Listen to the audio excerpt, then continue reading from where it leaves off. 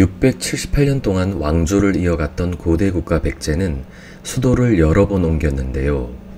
이곳 공주 공산성은 63년 동안 백제의 웅진도읍기 왕성입니다. 공산성 성벽의 전체 길이는 2660m로 토성으로 알려진 동쪽 구간 735m를 제외한 나머지 구간은 석성으로 이루어져 있습니다. 현재 대부분의 성벽은 조선시대 이후에 고쳐 쌓은 것입니다. 2015년 7월 유네스코는 공주의 공산성과 무열왕릉을 비롯해 백제 유적 8곳을 백제 역사 유적지구로 지정하고 세계문화유산으로 등재했습니다. 공산성 성벽 축조에 사용된 판축기법과 벽주 건물지는 고대 중국과 일본과의 문화교류를 통한 백제 토목 건축 기술의 발전과 전파를 살필 수 있는 중요한 자료가 되고 있습니다. 공주의 이름은 고마나루였는데 한자로 웅진이라고 합니다. 고구려의 영토가 가장 크게 확장되었던 광개토 대왕과 장수왕 시기, 장수왕은 백제의 수도 한성까지 빼앗게 되는데요. 백제는 475년 한성을 떠나 이곳 공산성으로 수도를 옮기게 됩니다. 공산성은 바둑을 좋아하는 백제의 계로왕과 장수왕이 보낸 고구려의 첩자 도림스님 이야기의 결말입니다. 한성 백제의 마지막이었던 계로왕 21년 9월 고구려 장수왕은 병사 3만 명을 이끌고 백제 수도 한성을 포위했습니다. 그리고 계로왕은 아차성에서 비참하게 참살되었습니다. 계로왕이 죽은 후 문주왕은 475년 10월 도읍을 웅진으로 옮깁니다.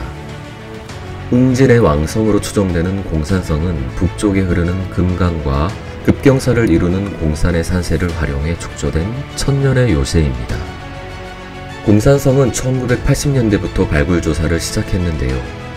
백제시대부터 조선시대에 걸친 다양한 유적이 출토되었습니다. 특히 백제시대에는 왕궁을 비롯한 주요 시설들이 배치되었던 것으로 보이는 성벽, 연못, 나무창고, 저장구덩이 등이 확인되었습니다.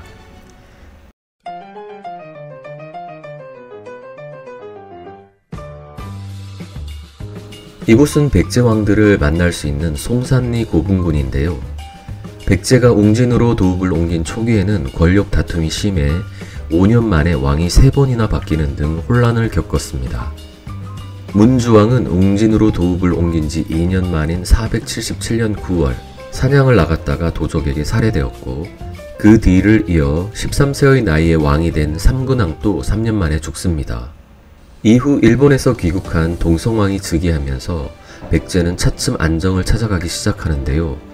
동성왕은 귀족 세력을 견제하며 왕권 강화에 힘을 쏟았고 신라와 혼인동맹을 맺는 등 국방과 외교에도 많은 노력을 했습니다. 동성왕에 이은 무령왕 시대에 들어서 백제는 다시 빛을 발합니다.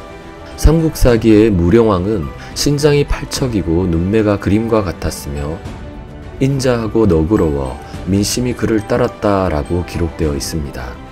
무령왕은 백제 왕들 중 출생과 사망 연대가 정확히 확인된 첫 번째 왕입니다.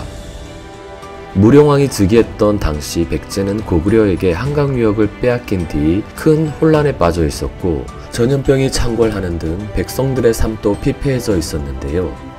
무령왕은 고구려의 남하에 맞서 국방체제를 정비하는 한편 백성들의 삶을 보살피려 많은 노력을 했다고 합니다. 특히 무령왕은 지방 귀족들의 힘을 통제하고 왕권을 강화하기 위해 각 지방의 왕족을 파견해 다스리게 하는 22담로를 설치하는 등 많은 업적을 남겼습니다. 무령왕릉은 무령왕과 왕비의 합작묘로 1971년 7월에 배수로 공사를 하다가 우연히 발견되었습니다. 무덤방은 평면이 남북으로 넓고 길며 천정은 높고 아치형으로 벽돌로 쌓은 형태인데요. 중국 남조의 벽돌 무덤 양식의 영향을 받은 것이라고 합니다. 무령왕릉에서는 무덤의 주인을 알려주는 받침돌, 무덤을 지키는 상상의 동물인 진묘수, 중국 동전인 오수전, 금으로 만든 장식품, 중국식 청동 거울, 중국 도자기 등 다양한 유물이 출토되었습니다.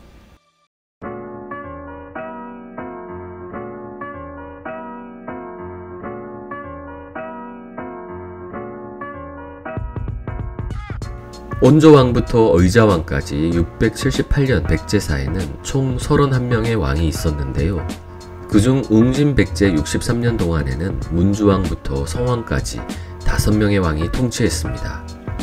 웅진 도읍기의 백제왕들은 하나같이 적극적인 정책을 통해 백제의 전성기를 다시 꿈꿨던 시기라고 말할 수 있습니다. 웅진 백제 역사관에는 63년 동안 백제가 다시 중흥기를 이끌어내기 위한 노력과 업적들이 전시되어 있는데요.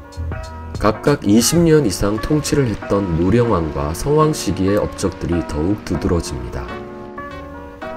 웅진 백제가 남겨준 교훈은 정말 큽니다. 한 나라가 갑자기 적에게 수도를 빼앗기게 된다면, 적에게 갑자기 우리의 왕이 살해당하게 된다면, 힘이 없는 군주에게 통치를 맡기게 된다면 백성은 어떠한 군주를 따르게 되는지, 국내외 정세를 빈틈없이 살피며 현명한 결단을 내려야 하는 군주의 역할이 얼마나 중요한지, 공주 여행은 많은 여운이 남는 여행이었습니다.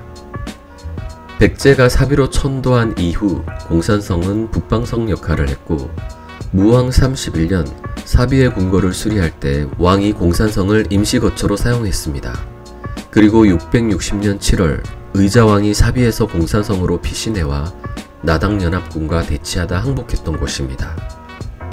백제 멸망 이후 공산성은 통일신라, 고려, 조선시대까지 지방의 거점이자 방어성으로서의 기능을 유지하였다고 합니다.